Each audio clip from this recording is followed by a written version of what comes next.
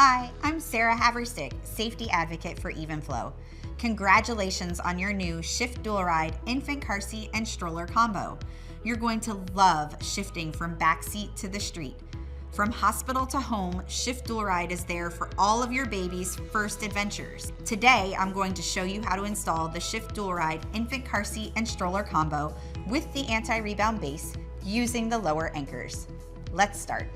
Before we begin, please review the instruction manual and all labels on the infant car seat prior to use. When your car seat comes out of the box, you may want to attach the wheel wells to the anti-rebound base. These are not required, but are designed to keep your back seat clean. Line up the tabs on the side of the wheel well with the slots on the side of the anti-rebound base. Push the wheel well straight down until you hear a click. Repeat for the other side. Detach the lower anchor connectors from their storage location under the anti-rebound base. Place the anti-rebound base on your vehicle seat facing the rear of the vehicle. Adjust the recline foot until the bubble is visible in the blue zone on the recline indicator. Squeeze the handle and open the LATCH belt tensioner. Make sure each anchor connector is oriented in the correct direction. Attach each anchor connector to the corresponding lower anchor bar in your vehicle. To tighten the installation, place one hand in the center of the anti-rebound base and push down firmly while pulling the excess lower anchor strap. Fold the excess webbing next to the anti-rebound base. It should not go under the LATCH arm. Close the LATCH belt tensioner. The indicator will turn green when the LATCH is closed.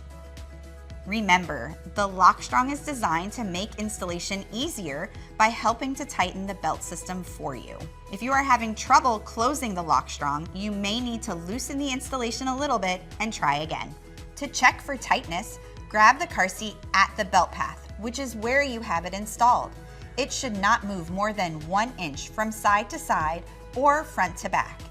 It is important to check for movement right where you have the car seat installed.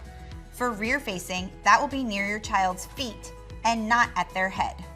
Check the recline indicator on the anti-rebound base again to make sure the bubble of the recline indicator is still in the blue zone.